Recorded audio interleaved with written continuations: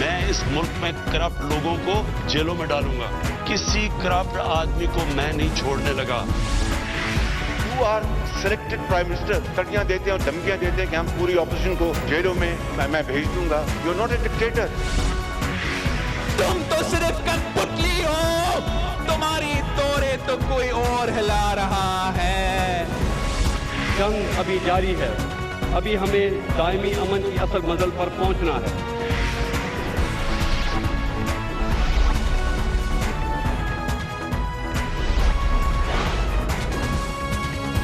آپ دیکھ رہے ہیں خبروں, تبصروں اور تجزیات پر مبنی پاکستان کا سب سے معتبر نیوز شو دنیا, کامران خان کے ساتھ.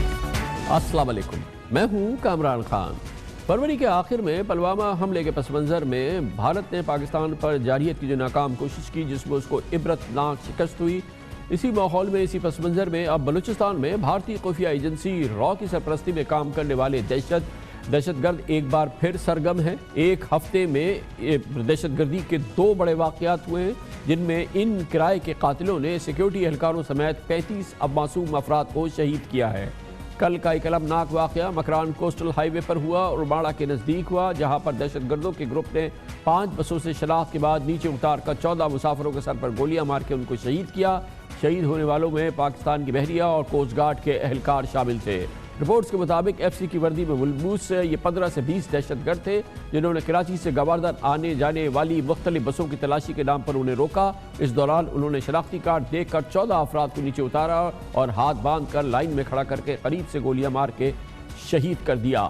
بربریت کی اور دہشت گردی کی ایک المناک کہانی تھی جو کل رقم کی گئی, اور یہ بدنام زمانہ را اور افغانستان کی خفیہ ایجنسی این ڈی ایس کے لیے کام کرنے والے دہشت گردوں کی کارروائی تھی جنہوں نے پچھلے جمعے کو کوئٹہ میں ایک اور واقعہ کیا تھا جہاں پر ہزار گنجی سبزی منڈی میں بھی خودکش حملہ کیا تھا جس میں ہزارہ برادری کے 9 ایف سی اہلکار سمیت 21 افراد شہید ہو گئے تھے. بھارت شروع ہی سے بلوچستان میں بدامنی اور خانہ جنگی کی سازشیں کر رہا ہے, خصوصاً سی پیک کے اعلان کے بعد, اور گوادر پورٹ کو ناکام بنانے کے لیے را کو خصوصی ٹاسک سونپے گئے ہیں. مارچ 2016 میں یہ پورا بھانڈا پھوٹ گیا تھا جب را کا ایک حاضر سروس آفیسر جو نیوی کا بھی بھارتی نیوی کا بھی حاضر سروس آفیسر تھا, کلبھشن یادو, بلوچستان میں رنگے ہاتھوں پکڑا گیا, جس نے تمام نہ صرف معلومات پاکستان کے حوالے کی, ایک ویڈیو بیان میں اس نے اعتراف بھی کیا اور را کی بلوچستان میں دہشت گردی اور خانہ جنگی کے حوالے سے اس نے تمام رازوں سے پردہ اٹھا دیا. The raw officials started sniffing that the Modi government will be in power by 2014. So I was inducted and my services were handed over to Research and Analysis Wing. And the aim was to see that all the activities along the Makran coast and Karachi and Balochistan interior, Turbat and Quetta were to be organized and nicely coordinated. Mr. Anil Kumar has been sponsoring sectarian violence across Sindh and Balochistan. اس سال کے آغاز سے اب تک بلوچستان میں دہشت گردوں نے 7 بڑے حملے کیے ہیں. پولیس اور فورسز کے اہلکار سمیت 55 افراد ان واقعات میں جاں بحق ہو چکے ہیں. بلوچستان میں دہشت گردی کے واقعات جن میں تیزی سے اضافہ ہوتا نظر آ رہا ہے, ان تمام معاملات پر بات کریں گے. اس کے لیے ہمیں جوائن کر رہے ہیں بلوچستان کے وزیر داخلہ جناب ضیاء اللہ لانگو. بہت بہت شکریہ ضیاء اللہ صاحب. بتائیے گا اب تک کیا معلومات ملی ہے؟ یہ جو ہزار گنجی میں واقعہ ہوا اور پھر اورماڑہ میں جو کل واقعہ ہوا, انتہائی بربریت کا دہشت گردی کا واقعہ, کچھ معلومات ہوئی ہے اس حوالے سے؟ کوئی بریک تھروز ہو رہے ہیں؟ السلام علیکم, بہت شکریہ کامران خان صاحب. جیسے کہ آپ نے تفصیل سے سارا خلاصہ پیش کیا کہ 2 دہائیوں سے ہندوستان پاکستان میں ایک بربریت دہشت گردی کی اس نے جاری رکھی ہوئی ہے, جس کو الحمدللہ ہمارے سیکورٹی فورسز اور عوام نے 70,000 شہادتوں کی قربانی دے کر آج پاکستان کو ایک امن کا ماحول دیا ہے, اور جو ہندوستان کا جو نیٹ ورک تھا اس کی کمر توڑ دی ہے. ابھی وہ اپنے قریب المرگ پر پہنچ چکے ہیں, آسان ٹارگٹ کی تلاش میں. کبھی جس طرح آپ کو کوسٹل ہائی وے کا یہ اندوناک واقعہ, افسوسناک واقعے کا ذکر کر رہے پیش آیا, یہ 750 کلومیٹر لمبا ایک کوسٹل ہائی وے کا راستہ ہے جہاں 50 کلومیٹر 100 کلومیٹر کے فاصلے پر FC اور پولیس لیویز کی چیک پوسٹیں ہیں.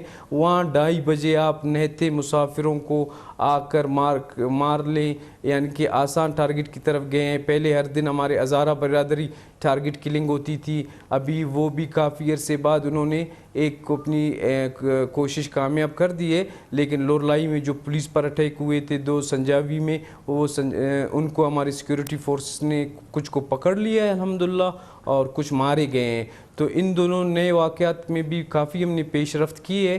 انشاءاللہ ہم جلد قوم کو بتا دیں گے کہ کیونکہ ہمارے پاس ہماری سیکیورٹی ایجنسیز کے پاس ماشاءاللہ ایک کامیابی کی بڑی لمبی اس وقت ہمارا ریکارڈ ہے بلوچستان میں خاص طور پہ, اور ہمارے پاس بہت زبردست معلومات ہے کہ کون سے گروپ آپریٹ کرتے ہیں, کہاں سے ان کو فنانسنگ ہوتی ہے, کہاں پہ ان کی ٹریننگ ہوتی ہے, وہ کہاں سے ان کو پیغامات آتے ہیں. تمام چیزیں ہمارے پاس معلوم ہمارے علم میں ہوتی ہیں. تو ان 2 واقعات کے حوالے سے بھی ڈیولپمنٹس ہو رہی ہیں. جی اس میں کوئی شک نہیں.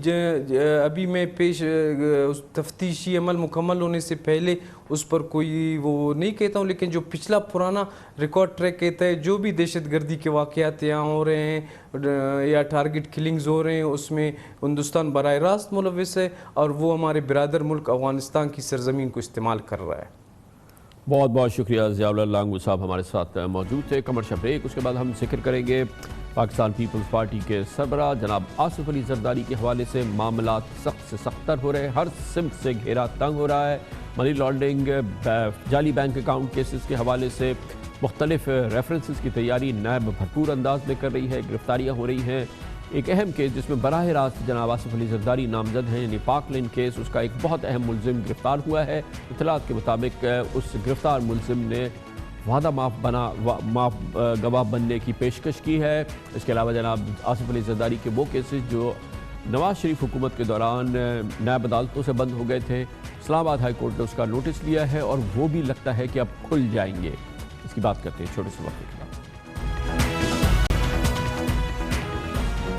پاکستان پیپلز پارٹی کے شریک چیئرپرسن جناب آصف علی زرداری کے گرد ہر سمت سے قانون کا گھیرا مزید تنگ ہو رہا ہے. اس کے شواہد قرائن مسلسل نظر آ رہے ہیں.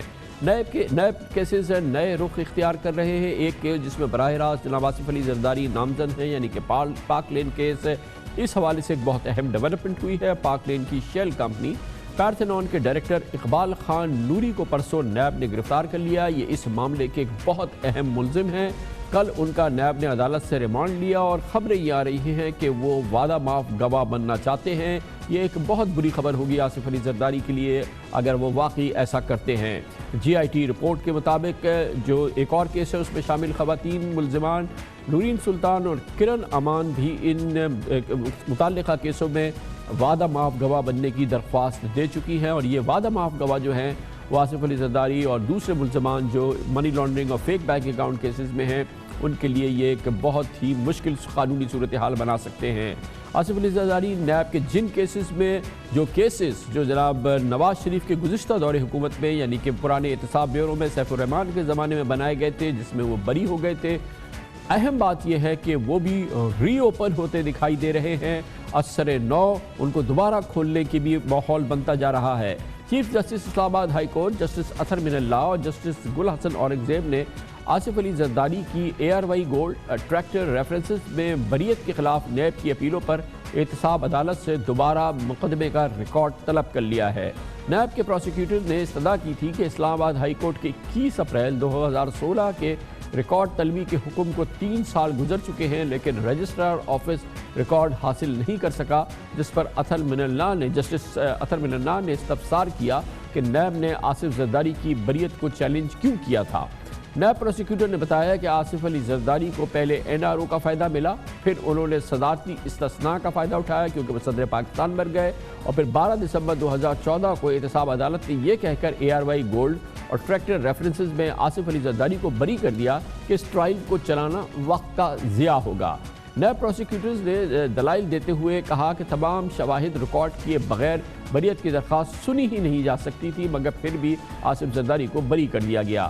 یعنی کہ اب ہم کہہ سکتے ہیں کہ آصف زرداری کے خلاف polo ground reference, ARY gold tractor, SGS کو ٹھکنا اور اثاثہ جات کا ریفرنس کیس جو کہ مسلم لیگ دور میں کیسز بنے تھے, उसी के दौरे हुकूमत 2014 से 2017 के दरमियान ख़त्म हो गए थे। ये केस अब दोबारा खुल गए हैं या यकीनी तौर पे खुल सकते हैं। इस वक्त नैब ज़राए के मुताबिक पाक लेन स्टेट लिमिटेड की शेल कंपनी पैर्थनॉन के डायरेक्टर इकबाल खान नूरी की गिरफ्तारी का फैसला कुल मौसर ये एक फैसला कुल मोड़ है। इस तमाम मामले में जाली बैंक अकाउंट केस की तहकीकात में ये बात सामने आई थी कि जरदारी साहब और बिलावल के 50% शेयर्स की हामिल पाक लेन कंपनी ने अगस्त 2009 में पैर्थनॉन नामी शेल कंपनी बनाई थी और फिर अगले ही महीने 30 सितंबर को नेशनल बैंक और सीमेंट बैंक के कंसोर्शियम ने इस कंपनी के लिए 1.5 अरब रुपए का कर्जा मंजूर किया था। उस वक्त पैर्थनॉन को दिए गए कर्जे की रकम इस वक्त जो है वसूल समेत कई अरब रुपए हो चुकी है और ये रकम जैसे ही डिसबर्स हुई थी बैंक अकाउंट से गायब हो गई थी और वो उसके बाद से गायब ही है। और ये वो केस है जो जनाब आसिफ अली जरदारी को अपनी गिरफ्त में ले सकता है। इस पर मजीद बात करते हैं हमारे सीनियर कॉरेस्पॉन्डेंट आमिर सईद अब्बासी इस्लामाबाद में मौजूद है। बहुत बहुत शुक्रिया आमिर सईद अब्बासी साहब। पहले तो ये बताइएगा कि इकबाल खान नूरी जो पैर्थनॉन के डायरेक्टर हैं उनकी गिरफ्तारी कितना अहम वाक़या है और इस हवाले से नायब हुक्काम मज़ीद क्या कहते हैं। आसिफ जरदारी के लिए ये कितना मुश्किल डेवलपमेंट है या उनके लिए कितनी तकलीफ दे डेवलपमेंट हो सकती है जो अब हुई है। जी कामरान साहब, इकबाल खान नूरी क्योंकि ख़ुद डायरेक्टर थे, जो पैर्थनॉन कंपनी थी, जो शेल कंपनी थी, पाक लेन कंपनी के लिए काम करती थी, लिहाजा इसी कंपनी ने 1.5 अरब रुपए जब नेशनल बैंक से विड्रॉ किया और उसके बाद कराची के एक बैंक से वो कैश विड्रॉ कर ली गई, वही रकम थी जो मेन मुबैना तौर पर खुर्द-बुर्द की गई, फिर उस कंपनी का इस्तेमाल किया गया और ये जाली कंपनी बनाई गई थी। मुबैना तौर पर नायब हुक्काम बताते हैं कि ये पाक लेन कंपनी ही इसको ऑपरेट करती थी, इसी के जो जिसमें आसिफ अली जरदारी साहब खुद शेयर होल्डर हैं, बिलावल शेयर होल्डर हैं, यही सारे मामलात रन करते थे। और इकबाल खान नूरी उसमें मेन जो डायरेक्टर फाइनेंस थे और जो सारे माली मामलात देखते थे वो इकबाल खान नूरी करते थे। और इकबाल खान नूरी ने भी ऑफ़र किया है नैब को कि वो वादा माफ गवाह बनने को तैयार हैं। अब वो जिस्मानी रिमांड पर हैं, नैब हुकाम जायज़ा ले रहे हैं कि वो मुकदमे में मुआविन साबित हो सकते हैं या मुलजिम को फ़ायदा हो सकता है, इस बात का जायज़ा लिया जा रहा है। और अगर इकबाल खान नूरी तमाम तर तफसीलात और शवाहिद नैब के हवाले कर देते हैं और एविडेंसेस और शेयर कॉपरेट करते हैं नैब के साथ, तो नैब उनको वादा माफ गवाह बना सकता है। इस बात का फैसला चेयरमैन नैब ने करना है।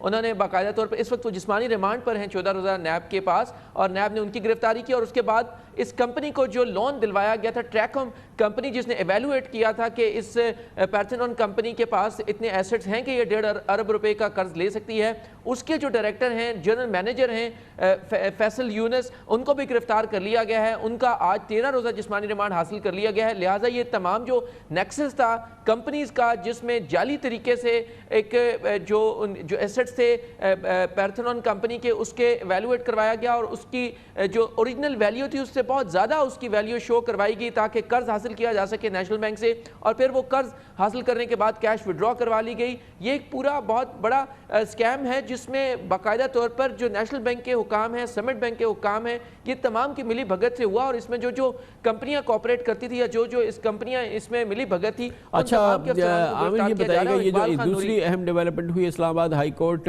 में जो नैब ने चैलेंज किया आसिफ अली जरदारी के वो तमाम केसेस जिनमें वो बरी हो गए थे, जो सैफुर रहमान साहब के ज़माने में बने थे, और उसमें बड़ी दिलचस्प पेशरफ्त हुई इस्लामाबाद हाई कोर्ट में, उसका थोड़ा सा मुख्तसराना हमें बताइए अहवाल। जी कामरान साहब, मैंने वो सारे केसेस उस वक्त भी कवर किए थे जब वो एहतसाब अदालत में ज़ेर समाअत थे, और उस वक्त भी हमने देखा था कि नैब क्योंकि उस वक्त फ्रेंडली प्रोसिक्यूशन थी, उसमें बहुत से लोग पीपल्स पार्टी के बड़े करीबी लोग थे जो प्रोसिक्यूटर्स थे उस वक्त, उनकी वजह से वहाँ से बहुत सा रिकॉर्ड गायब हुआ, उसमें बहुत से गवाहों ने आने से इनकार कर दिया। जैसे SGS और कोटेकना में ओरिजिनल डॉक्यूमेंट्स गायब कर दिए गए जिसकी वजह से आसिफ अली जरदारी साहब बरी हुए। इसी तरह असासाजात रेफरेंस में जो मरकजी गवाह थे, स्टार विटनेसेस थे, उन्होंने आने से इनकार कर दिया जिसकी वजह से आसिफ अली जरदारी बरी हुए। पोलो ग्राउंड और उर्सिस ट्रैक्टर रेफरेंस में भी जो एविडेंसेस थी वो नहीं थी और जो शरीक मुलजिमान थे वो बरी हो गए थे, जिसका सहारा लिया आसिफ अली जरदारी ने। और वो ट्रायल मुकम्मल होने से पहले ही दफ़ा जो 265K की एप्लीकेशन है उन्होंने कहा कि मुझे बरी कर दिया जाए और अदालत ने उन्हें बरी कर दिया। लिहाजा ये तमाम जो केसेस थे ये मेरिट के ऊपर डिसाइड नहीं हुए थे, बल्कि कुछ ऐसे हालात थे जिनकी वजह से आसिफ अली जरदारी साहब इन तमाम केसेस में बरी हुए, जिसमें SGS कोटेकना है, पोलो ग्राउंड है, असासाजात है, ARY गोल्ड है, इसके अलावा जो उर्सिस ट्रैक्टर है। इन 6 के 6 केसेस में जो जो केसेस ट्रायल मुकम्मल होने से पहले ही एक्विटल की एप्लीकेशन फाइल की गई, बरीयत की दरखास्तें देकर आसिफ अली जरदारी को बरी करवाया गया। लिहाजा उस वक्त के हालात ऐसे थे कि नैब उस मुस्तैदी के साथ कार्रवाई को आगे नहीं बढ़ा सका जितना अब तेज़ी के साथ केसेस को आगे बढ़ाया जा रहा है, जिसकी वजह से आसिफ अली जरदारी बरी हुए। सब ये केसेस अब इनमें जो एक्विटल थी, बरीयत थी, वो चैलेंज हुई।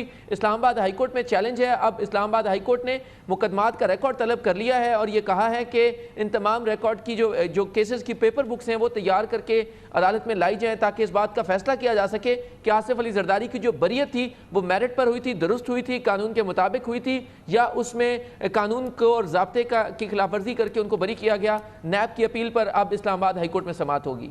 बहुत बहुत शुक्रिया आमिर सैयद अब्बासी हमारे साथ मौजूद थे। कमर्शियल ब्रेक, उसके बाद जिक्र करेंगे इमरान खान ने बड़ा ड्रामाई एक्शन लिया। वफाकी काबीना के कई कलीदी अराकीन को कल फारिग किया। अब सवाल उनसे पूछा जा रहा है, दबाव PTI पर यह है कि क्या उस्मान बुज़दार की परफॉर्मेंस बहुत अच्छी है, मेरिट का वो क्राइटेरिया क्या उस्मान बुज़दार पे पंजाब के वज़ीर आला पर अप्लाई नहीं करते इमरान खान, या उनकी कोई मजबूरी है? इसका जायज़ा लेते हैं छोटे से वक्फे के बाद।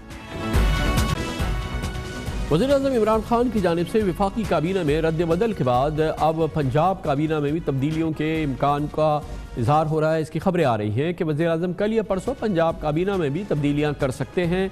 लेकिन दिलचस्प बात यह है कि वज़ीर आला उस्मान बुज़दार के हवाले से तब्दीली के आसार अब भी नज़र नहीं आ रहे। ये वो अपॉइंटमेंट है जिसके हवाले से इमरान खान मुसलसल दबाव में रहे हैं।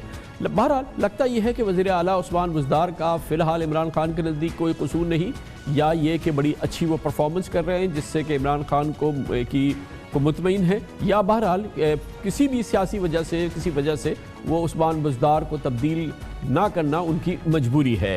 वज़ीर आला उस्मान बुज़दार के दौर में बहुत ही दिलचस्प सीन रहे पंजाब में। 8 महीनों के दौरान सबसे दिलचस्प बात यह है कि वहाँ चौथे IG हैं जो कि इस वक्त काम कर रहे हैं। 3 इंस्पेक्टर जनरल पुलिस को तब्दील किया गया है। उस्मान बुज़दार के पंजाब में पिछले इतवार को छुट्टी के दिन उस्मान बुज़दार ने अपने प्रिंसिपल सेक्रेटरी समेत 14 सूबाई महकमों के सेक्रेटरी तब्दील कर दिए थे, जबकि चीफ सेक्रेटरी पंजाब को तब्दील करने की तैयारी थी। ये इत्तलात हैं कि उनको भी तब्दील किया जाएगा। दिलचस्प बात यह भी है कि पंजाब में वज़रा को हटाने या इन हाउस तब्दीली का ख़तरा, सियासी मजबूरियाँ आड़ी आ सकती है, मगर ज़िला औरंगज़ेब में जलसे आम से आज खिताब में इमरान खान ने जो ड्रामाई तब्दीली उन्होंने वफाकी काबीना में की उसको यूज़ किया और वज़ीर आला उस्मान बुज़दार और वज़ीर आला KP महमूद खान को अलल ऐलान हिदायत दी कि वो मुसलसल अपनी टीम पर नज़र रखें, टीम को तब्दीलियों के लिए तैयार रहें। उन्होंने वाज़ेह तौर पर इशारा दिया, बल्कि वाज़ेह तौर पर पैगाम दिया पंजाब और KP के वज़ीरों, बल्कि शायद वज़राए आला को भी, कि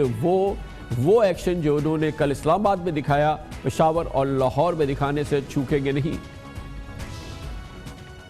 मैं महमूद खान आपको भी आज और वहाँ हमारे चीफ मिनिस्टर उस्मान बुज़दार वो भी सुन रहे होंगे पंजाब के, उनको भी मेरी आवाज़ जाए। हमारे पे जिम्मेदारी है कि हम मुसलसल अपनी टीम पे नज़र रखें और मुसलसल टीम के अंदर तैयार हो चेंज करने के लिए। कोई भी हमारा खिलाड़ी अगर सही परफॉर्मेंस नहीं दे रहा, हमें तैयार होना चाहिए, या उसका बैटिंग ऑर्डर बदलें या उसको चेंज करके एक नया खिलाड़ी लेके आए। खबरें ये हैं कि वज़ीर-ए-आज़म इमरान खान ने हालिया दिनों में वज़ीर आला पंजाब उस्मान बुज़दार को वार्निंग दी थी कि वो अपनी कारकर्दगी को दुरुस्त कर लें, लेकिन बहरहाल फ़िलहाल ना उन्होंने कोई एक्शन लिया है, ना ही एक्शन लेने का बज़ाहिर ऐसा लगता है कि कोई उनका इरादा है। गो कि कल के इस्लामाबाद में जिस अंदाज से उन्होंने वफाकी काबीना में तब्दीलियाँ दी हैं की हैं, सियासी तज्ज़ियाकारों ने बारहा कल के बाद से अब तक पूछा है कि क्या उस्मान बुज़दार की परफॉर्मेंस असद उमर से या ग़ुलाम सरवर ख़ान से या शहरियार आफरीदी से या आमिर कियानी से बेहतर है, या अगर नहीं है तो वही एक्शन जो इन बड़ी शख्सियात के ख़िलाफ़ हुआ उस्मान बुज़दार के ख़िलाफ़ क्यों नहीं हुआ। इसका सवाल, इस अहम सवाल का जवाब ढूंढेंगे।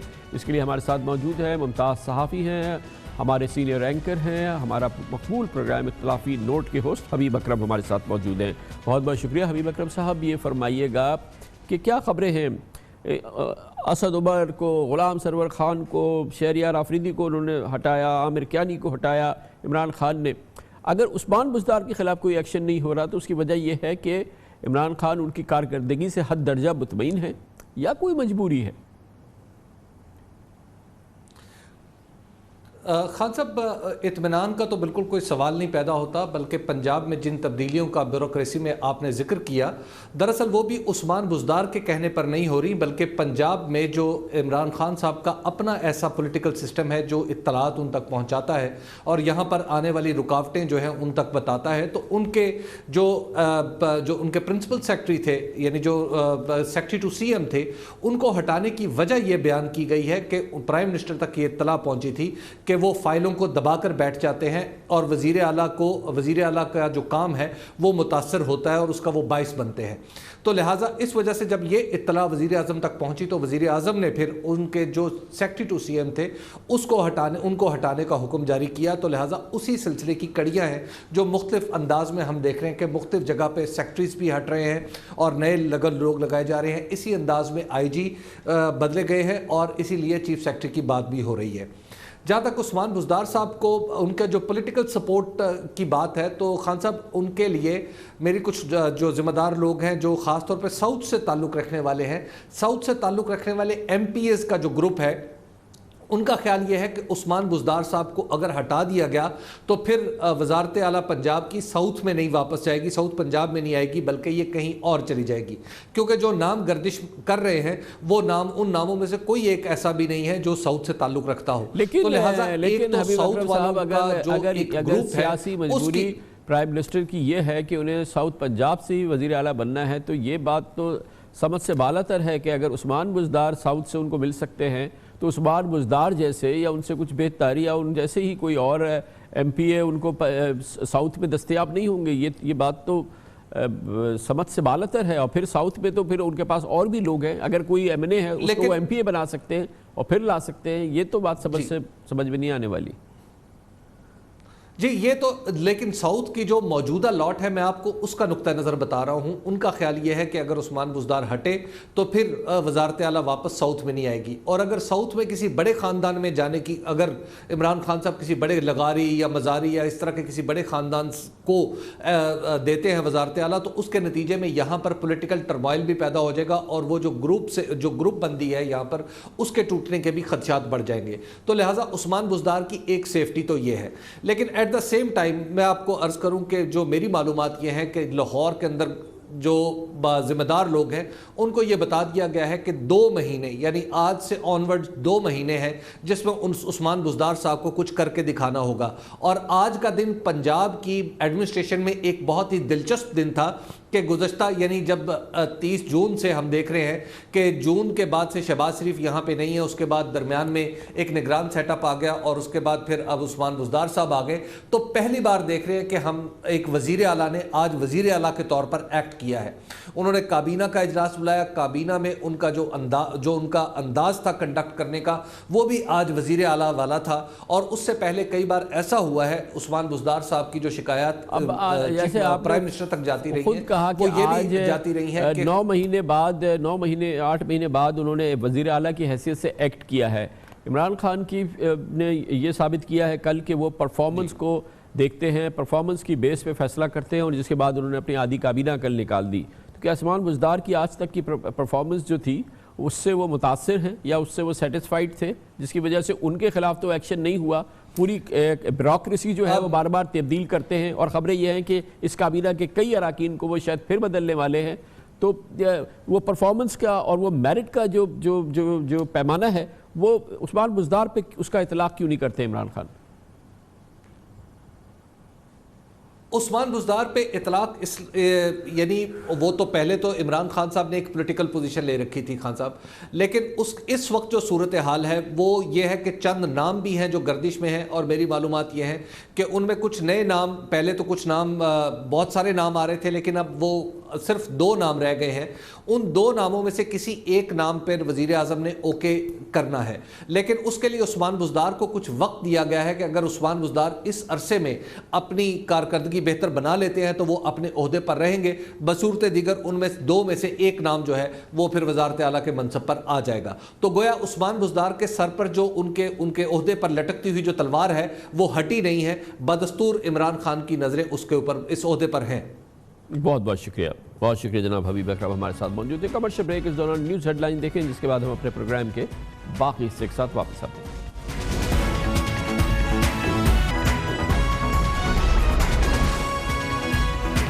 आप देख रहे हैं खबरों, तबसरों और तज्जियात पर मबनी पाकिस्तान का सबसे मोतबर न्यूज शो दुनिया, कामरान खान के साथ। इसमें कोई शक नहीं है कि कल जनाब इमरान खान ने गैर एलानिया इतराफ़ किया कि उनकी हुकूमत नाकामी की जानिब बढ़ रही है, उनकी टीम क्लिक नहीं कर रही, डिलीवर नहीं कर पा रही, और अगर इसी अंदाज में चलती रही तो वो एक सियासी दलदल में वो और उनकी पार्टी का इमेज फंस जाएगा। फौरी तौर पे उन्होंने तब्दीलियों का फैसला किया और ड्रामाई तब्दीलियाँ थी जो कल उन्होंने की। इससे पहले एक बहस सामने आती रही है कि मुल्क के मौजूदा पार्लिमानी निज़ाम में गुंजाइश नहीं होती चीफ एग्जीक्यूटिव के पास, यानी कि वज़ीर आज़म के पास, कि वो माहिरीन के ज़रिए हुकूमत को चलाए, टेक्नोक्रेट्स के ज़रिए हुकूमत को चलाए। और इसी पस मंज़र में इस बहस को सामने लाया गया था या जन्म लिया था कि मुल्क में सदारती निज़ाम होना चाहिए। सदारती निज़ाम में सदर के पास ये चॉइस होती है कि वो मेंबरान पार्लियामेंट के बजाय माहिरीन को नामज़द करे, जैसा कि अमेरिका में होता है, और बेहतरीन माहिरीन को उनकी जो फील्ड्स हैं उनके मुताबिक उनके अपॉइंटमेंट हो और फिर मुल्क का निज़ाम मौसर अंदाज में चलाया जाए। इसी पस मंज़र में हम कह सकते हैं कि कल पाकिस्तान में अमलन सदारती निज़ाम आ गया है। वज़ीर आज़म इमरान खान का अब फैसला है कि वो माहिरीन के ज़रिए हुकूमत चलाएंगे और इसके लिए उन्होंने बाकायदा एक नई भरपूर टीम तश्कील दे दी है, टेक्नोक्रेट्स की, माहिरीन की, तमाम हुकूमत के अहम तरीन मामलात के हवाले से। इसकी सरबराही होगी और इसके लिए सबसे इम्पॉर्टेंट प्लेयर होंगे डॉक्टर अब्दुल हफीज़ शेख, जिनको इमरान खान ने जनाब असद उमर की जगह मुशीर ख़जाना मुकर्रर किया है और वो अब इस हवाले से एक बहुत अहम शख्सियत होंगे। डॉक्टर हफीज़ शेख इकनॉमिक्स में डॉक्टरेट है, हार्वर्ड यूनिवर्सिटी में तदरीसी फ़राइज़ अंजाम दे चुके हैं, कई सालों तक वर्ल्ड बैंक में आला ओहदों पर वो मुलाजमत करते रहे हैं, बैंकिंग और फाइनेंस सेक्टर में पॉलिसी साजी और निजकारी में उनकी महारत रही है। दुबई में वो एक प्राइवेट इक्विटी फ़ंड चलाते हैं। हर लिहाज से डॉक्टर अब्दुल हफीज़ शेख एक माहिर टेक्नोक्रेट हैं, बहुत ही एक मुस्तनद टेक्नोक्रेट है और इंतहाई अच्छी इंटेग्रिटी की शख्सियत है। डॉक्टर हफीज़ शेख को मुशीर ख़जाना लगाने और साबिक वज़ीर ख़जाना असद उमर को ओहदे से हटाने से मुताल्लिक आज अपना पहला रद्द अमल दिया। वज़ीर आज़म इमरान खान ने ज़िला औरंगज़ई में एक जलसे से खिताब करते हुए कल के अपने ड्रामाई एक्शन का पस मंज़र उन्होंने बयान किया और इसी हवाले से उन्होंने अपने दूसरे साथियों के लिए, काबीना के और हुकूमती साथियों के लिए वार्निंग भी जारी की। अच्छे कैप्टन ने मैच जीतना होता है। मैच जीतने के लिए वो अपनी टीम पे नजर रखता है। कई दफा उसको बैटिंग ऑर्डर बदलना पड़ता है, बैट्समैन किसी को ऊपर खिलाना पड़ता है, किसी को नीचे। कई दफा उसे किसी को टीम में निकाल के नए खिलाड़ी को लाना पड़ता है। अभी भी मैंने अपनी टीम के अंदर बैटिंग ऑर्डर भी चेंज किया और थोड़ी एक आध तब्दीली की है। मैं आगे भी करूंगा। सारे वजीरों को मैं ये कहना चाहता हूं कि जो मेरे मुल्क के लिए फायदा मंद नहीं होगा उसको मैं चेंज करके उस वजीर को लेके आऊंगा जो मेरे मुल्क के लिए फायदा मंद हो। बहुत अहम बात है और कल के पस मंज़र में यह आपको हम बता सकते हैं कि वज़ीर आज़म इमरान खान ने मईशत से जुड़े तमाम उमूर सुधारने के लिए, ख़जाने के लिए, निजकारी के लिए, तिजारत के लिए, रेवेन्यू के लिए, स्टेट ओन्ड कंपनीज़ के लिए, इंपोर्ट एक्सपोर्ट के जो डिस्पैरिटी है उसको दूर करने के लिए फ़ैसला किया है कि वो इन तमाम उमूर को माहिरीन के एक बोर्ड के ज़रिए चलाएंगे जो कि उनके मावनीन का काम करेगा और वज़ीर आज़म ख़ुद इस सिलसिले में ड्राइविंग सीट में बैठेंगे, जिसके लिए उन्होंने इंतखाब किया है 5 माहिरीन का जो कि इस बोर्ड के मेंबर होंगे। इसमें होंगे साबिक वज़ीर ख़जाना जनाब शौकत तरीन, टैक्स उमूर के माहिर जनाब शब्बर ज़ैदी, साबिक गवर्नर स्टेट बैंक जनाब सलीम रज़ा, जबकि आलमी मालियाती इदारों और बैनुल-अक़वामी बहुत शोहरत याफ्ता बैंकार सादिक सईद और शेर आज़म मज़ारी इसके रुकन होंगे, जबकि जनाब जहांगीर खान तरीम इस फोरम के कन्वीनर होंगे। Road and railway linkage between China and मुल्क के मुआशी उमूर सुधारने के लिए वज़ीर आज़म इमरान खान के तश्कील गर्दा माहिरीन के मुशावरती बोर्ड के रुकन साबिक वज़ीर ख़जाना शौकत तरीन फाइनेंस में MBA हैं, बैंकारी का 45 साल तजुर्बा रखते हैं। 1975 से 1986 तक سٹی بینک کے مختلف عہدوں پر فرائض انجام دیتے رہے۔ عرب امارات، بحرین اور عمان میں بحیثیت کنزیومر بزنس مینیجر کام کرتے رہے۔ حبیب بینک لمیٹڈ کے صدر بنے۔ 2008 کے بعد ملک میں معاشی بحران کی وجہ سے جب زر مبادلہ ذخائر میں کمی ہوئی تو ان کی کوششوں کی وجہ سے پاکستان کو IMF اور ورلڈ بینک سے قرضہ ملا۔ آکسفورڈ یونیورسٹی سے ماسٹرز کرنے والے سلیم رضا کا بینکنگ اور مالیاتی شعبے میں 40 سال سے زائد کا تجربہ ہے۔ سلیم رضا 1970 سے 2006 تک سٹی بینک سے منسلک رہ چکے ہیں۔ 1989 سے 2006 تک لندن میں قیام کے دوران وہ مشرق وسطی، افریقہ اور برطانیہ، وسطی اور مشرقی یورپ کے کنٹری اور ریجنل مینجمنٹ سے وابستہ رہے۔ انٹرنیشنل بینکنگ میں کام کرنے کے بعد اسٹیٹ بینک آف پاکستان کے 15ویں گورنر کی حیثیت سے ذمہ داریاں انجام دیں۔ سلیم رضا کریڈٹ اور کارپوریٹ فائنانس، ریئل اسٹیٹ اور گلوبل ایسٹ مینجمنٹ میں کاروباری تجربہ رکھتے ہیں۔ پاکستان بزنس کونسل کے CEO بھی رہ چکے ہیں۔ شیر اعظم مزاری اسٹینڈرڈ چارٹرڈ بینک آسٹریلیا کی کنزیومر بینکنگ کے گروپ ریجنل ہیڈ رہے ہیں۔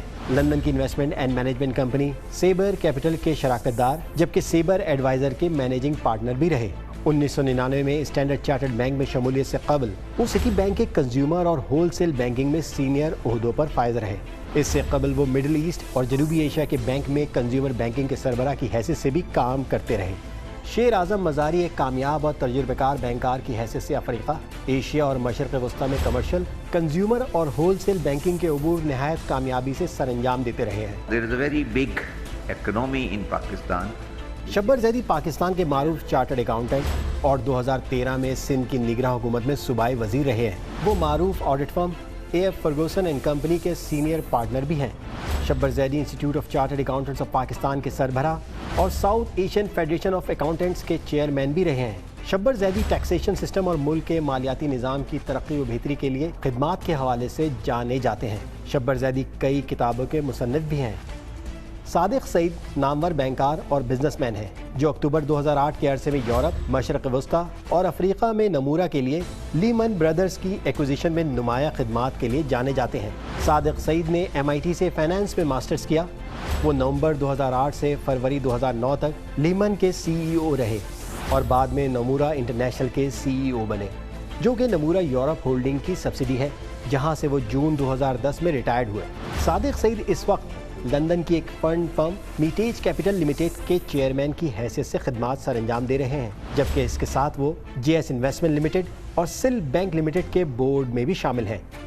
یہ وہ ماہرین ہیں جو جناب وزیر اعظم کی معاونت کریں گے، ان کے مشیر ہوں گے۔ معیشت کے تمام اہم امور کے حوالے سے یہ سب سے اہم پاورفل بورڈ ہوگا جو کہ وزیر اعظم کے ساتھ مل کے کام کرے گا۔ جناب حفیظ شیخ بھی اسی معاملے کا حصہ ہوں گے لیکن براہ راست وہ اس بورڈ کے رکن نہیں ہوں گے۔ اس کے کنوینر ہوں گے جناب جہانگیر خان ترین جو پاکستان تحریک انصاف میں جناب عمران خان کے بعد ہم کہہ سکتے ہیں کہ دوسری اہم ترین شخصیت ہے پاکستان تحریک انصاف کی شروع سے لے کے اب تک جو اس کی کیفیت رہی ہے۔ جہانگیر خان ترین کا اس میں بہت بڑا ہاتھ رہا ہے انتظامی صورتحال کے حوالے سے، اس کو ریز کرنے میں، اس پارٹی کو مضبوط بنانے میں، اس کی مالی مدد کرنے میں ہر لحاظ سے جہانگیر خان ترین کا ایک بہت اہم کردار ہے۔ اس کے علاوہ جہانگیر خان ترین پاکستان کے انتہائی کامیاب بزنس مین میں سے ایک ہیں۔ وہ پاکستان کے سب سے نمایاں ایگریکلچرسٹ ہیں۔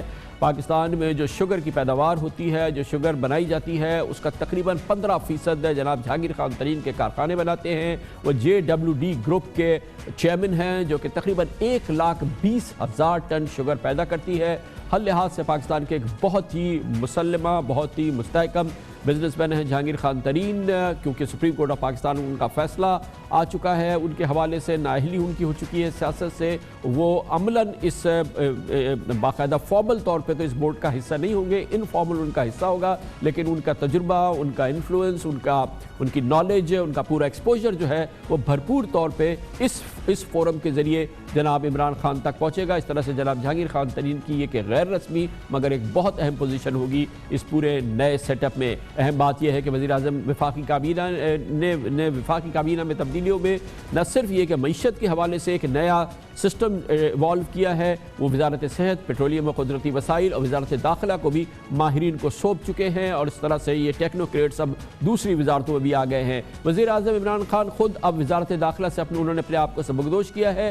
ब्रिगेडियर रिटायर्ड एजाज शाह को अब उन्होंने वफाकी वज़ीर दाखिला मुकर्रर किया है, गो कि वो PTI के मेंबर कौमी असम्बली हैं, लेकिन एजाज शाह साहब, ब्रिगेडियर एजाज शाह जिन्हें पिछले महीने वफाकी काबीना में शामिल किया गया था, वो फ़ौज से रिटायरमेंट के बाद तकरीबन सन 2004 से 2008 तक इंटेलिजेंस ब्यूरो के डायरेक्टर जनरल की हैसियत से उन्होंने खिदमात सर अंजाम दी हैं। वो सिक्योरिटी और इंटेलिजेंस उमूर पर वसी महारत रखते हैं। एजाज शाह ने अलकायदा, लश्कर झंगवी से पैसाबा और इस जैसी दूसरी करदम तंजीमों के खिलाफ क्रैक डाउन की निगरानी भी की है, और वो बहुत ही अहम उनकी पोजीशन इसलिए भी है कि इस वक्त नेशनल एक्शन प्लान को अमली शक्ल देनी है, उस पर भरपूर अमल करना है। पाकिस्तान को पूरी दुनिया में जिस दबाव का सामना है कि यहाँ इंतहा पसंद तंजीमें और कलदम तंजीमें काम करती हैं, खुलेआम काम करती हैं, उसकी बेखनी करनी है, ये सारी जिम्मेदारी एक माहिर की हैसियत से ब्रिगेडियर एजाज शाह के हवाले की गई है। इसी तरह से वफाकी वजारत सेहत आमिर कियानी से ले ली गई है, और ये भी एक बहुत अहम बात है कि आमिर कियानी पर ये शायद इल्ज़ाम आया था, वज़ीर आज़म तक ये बात पहुँची थी कि जो दवा साज कंपनियों ने रातों रात कीमतों में बेदहा इजाफा किया, 100 से 200%, 300% तक इजाफा किया, उसमें कोई गड़बड़ है।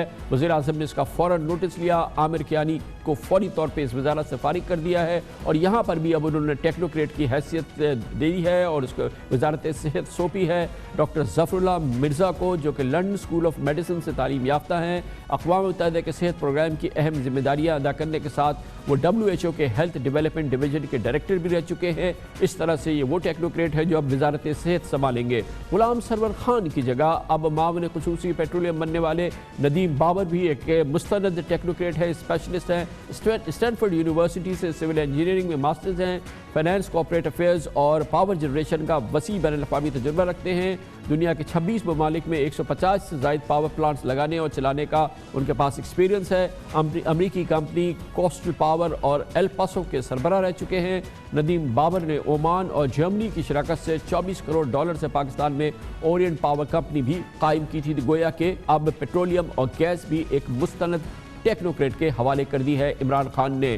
गोया के अमलन मुल्क में अब सदारती निज़ाम आ गया है, माहिरीन के हवाले हुकूमत कर दी गई है, और बहरहाल ये एक नया वो कॉन्सेप्ट है जो इससे पहले पाकिस्तान में जनरल मुशर्रफ के दौर में अप्लाई किया गया था, जिसको कहा जाता है कि ये बड़ा एक सक्सेसफुल मॉडल है जिससे कि शायद मतलूबा नताइज निकलेंगे या ना निकलेंगे, इसकी हम माहिराना राय हासिल करते हैं। और इसके लिए आज हमने दावत दी है, हमारे साथ मौजूद हैं अली खिज़र जो हेड ऑफ़ रिसर्च है बिज़नेस रिकॉर्डर के, और माशी और कारोबारी उमूर का में बहुत ही मुस्तनद उनकी मालूमात है। बहुत बहुत शुक्रिया अली खिज़र साहब। आपने देखा कि एक पैराडाइम शिफ्ट किया है इमरान खान ने, एक बोर्ड बना दिया है, मईशत से मुंसलिक तमाम उमूर के लिए एक बड़ा मुस्तनद उन्होंने बोर्ड बना दिया है, और फिर दूसरे भी टेक्नोक्रेट्स उन्होंने हवाले कर दिए। कैसे आप देखते हैं ख़ास तौर पे ये जो अब असद उमर साहब को उन्होंने हटाया, टेक्नोक्रेट हफीज़ शेख को लेकर आए, और अपनी मावनत के लिए उन्होंने एक बोर्ड ऑफ एक्सपर्ट्स जो है वो बना दिया है। आप इस पूरे माहौल को कैसे देखते हैं?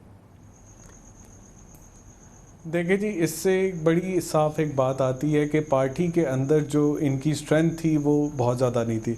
असद उमर ब्रेन कहा जाते थे, और उन्होंने कुछ कोशिश की, एक तो वक्त भी बुरा था, वो गीली पिच पे खेले और ओपनिंग विकेट में उन्होंने स्कोर ज़्यादा नहीं किया, वो गिर गए।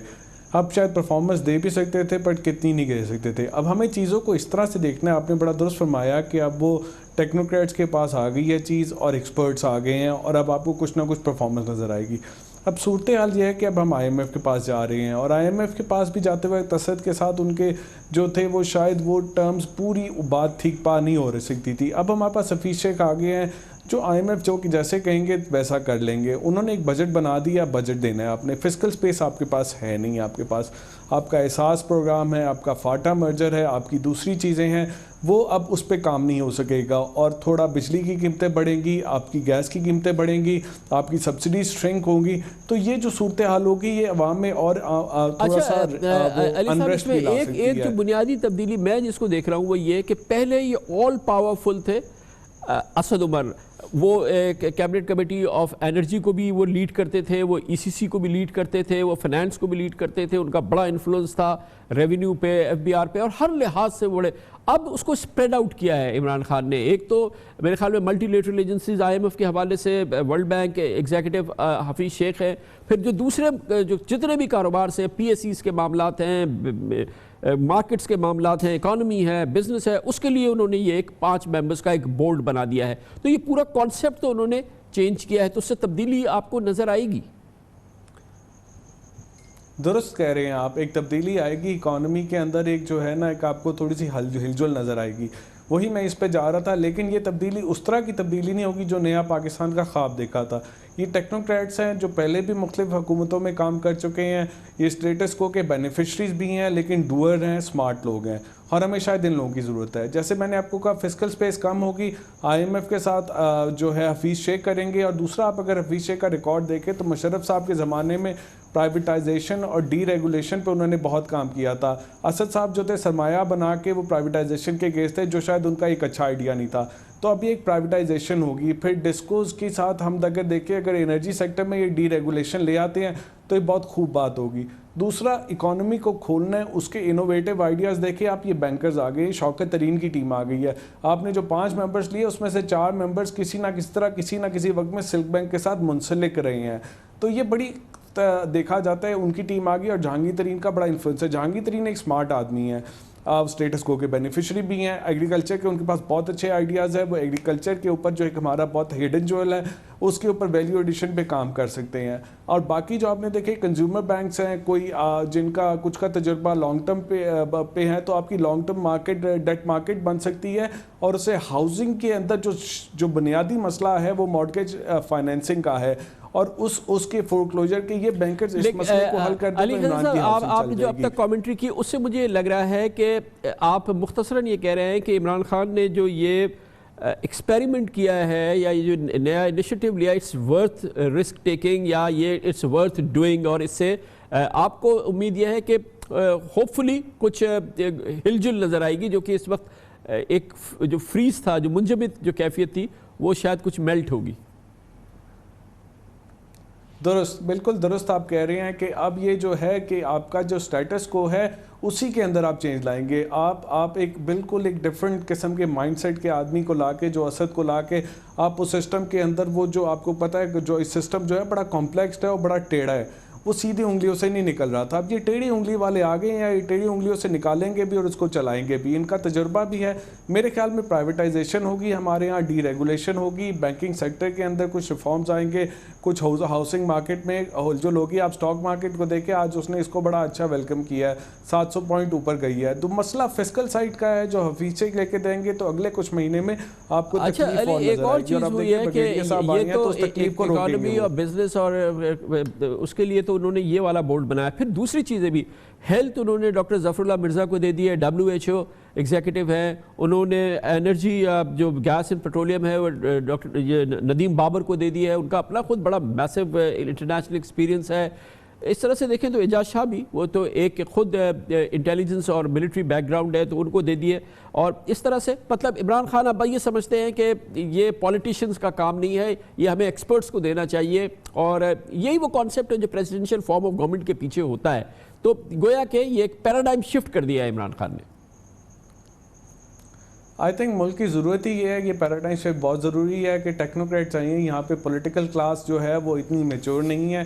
اور مشرف صاحب کے زمانے میں ہم دیکھیں تو ہم نے بہت ترقی کی تھی. 2003 سے 6 تک اس طرح کا ہمارا نظام آ رہا ہے جو بہتر ہے. حفیظ شیخ صاحب سے امید ہے کہ وہ کچھ پرائیویٹائزیشن کریں گے. اور آپ نے کہا ہیلتھ والے جو آئے ہیں وہ اب ہیلتھ کو بہت بہتر طریقے سے دیکھیں گے. آج اگر آپ دیکھیں امریکہ نے پاکستان کو سیکیورٹی لسٹ میں سے بھی نکال دیا ہے. کل کو امریکہ کی ایڈوائزری کھل جاتی ہے تو آپ کا ٹورزم بھی کھل جائے گا. اس کے لیے انفراسٹرکچر کھڑا کرنا ہے، اس کی فائنینسنگ کرنی ہے. یہ بینکرز آئے ہیں، یہ کچھ کر کے دیں گے. لیکن ایک بنیادی چیز ہے کہ ہم ابھی بھی وہ ایک پرانے لوگوں میں چل رہے ہیں. ہمیں ان کے نیچے ٹیمز بنانی چاہیے. یہ آپ دیکھیں سب آپ بتا رہے ہیں 40 سال کے تجربے کے لوگ ہیں، یعنی 65-70 سال کی عمر میں ہیں. ان کے پاس وہ انرجیز نہیں ہے. آپ کو 45 سے 65-60 کے درمیان کے بندوں کی ٹیم بنانی ہے ان کے نیچے، جن کو آپ گروم کریں، جو آگے لے کے چلیں. اور ان کو نیچے گراؤنڈ ریالٹی چاہیے. ندیم بابر کی بات کی، ندیم بابر بہت سمجھدار آدمی ہیں. وہ اس معاملے کو پوری طرح سمجھتے ہیں، لیکن وہ سٹیٹس کو کے بینیفیشری ہیں، ان کی کمپنی ہے. لیکن اب ایسی ہی حالات ہے، اسی طرح کا پاکستان کرے گا اور یہیں سے ہم اس کو گرو کریں گے. جو حقیقت ہے اس کو لے کے چلنا چاہیے. جو خوابوں میں رہنے والی بات تھی وہ نہیں ہے. اب حقیقت کے معنوں میں آگے چلیں گے، لیکن مشکل حالات IMF کے ساتھ ابھی ہمیں تھوڑے دیکھنے ہیں. Thank you so much. Ali Khizar, head of research Business Recorder ہمارے ساتھ موجود ہے. کمرشل بریک، اس کے بعد ذکر کریں گے اسد عمر کی رخصتی ہوئی ہے. کہیں پہ کوئی بھی اثر ہو لیکن مارکیٹس نے اس کو ویلکم کیا ہے. آج کراچی اسٹاک ایکسچینج کا انڈیکس ایک موقع پہ 900 پوائنٹ بڑھ گیا تھا. کل جب سے خبر آئی ہے کہ اسد عمر کی جگہ ڈاکٹر حفیظ شیخ آ گئے ہیں, اسد عمر چلے گئے ہیں, کم از کم مارکیٹ نے اس کو بڑا ویلکم کیا ہے. لیکن یہ بات بھی اپنی جگہ صحیح ہے کہ اسد عمر کو جس انداز سے رخصت کیا, عمران خان نے, پی ٹی آئی نے اسد عمر کے ساتھ بہت زیادتی کی ہے. عمران خان نے بھی اور پی ٹی آئی نے بھی. اس کی بھی بات کریں گے ہم چھوٹے سے وقت کے بعد.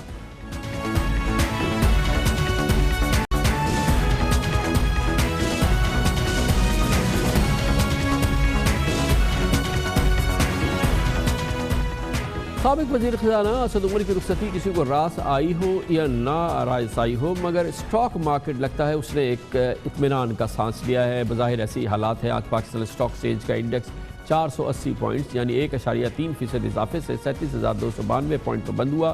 بلکہ آج کافی ایکسائٹمنٹ نظر آ رہی تھی, بھرپور, جیسی کہ حالیہ ہفتوں میں نظر نہیں آئی.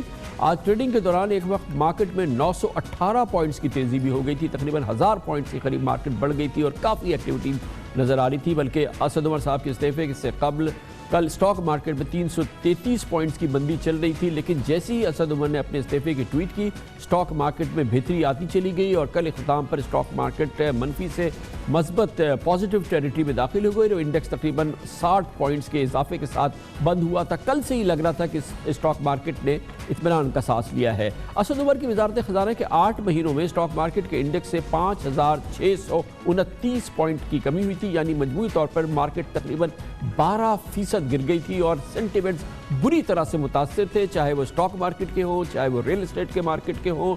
سب سے بڑا مسئلہ عمران خان کی حکومت کا, اسد عمر کی وزارت کا اور اس پوری گورنمنٹ کا یہ تھا کہ سینٹیمنٹس پاکستان میں بری طرح سے کاروبار کے, مارکیٹ کے اور ہر طرح کی اس قسم کی ایکٹیویٹی کے انتہائی نیگیٹو ٹیریٹری میں رہے. پی ٹی آئی حکومت کے پہلے روز 18 اگست کو اسٹاک مارکیٹ کا انڈیکس 42,440 پوائنٹ پر تھا, جبکہ کل جب اسد عمر نے استعفیٰ دیا تو اسٹاک مارکیٹ 36,811 پوائنٹس پر بند ہوئی.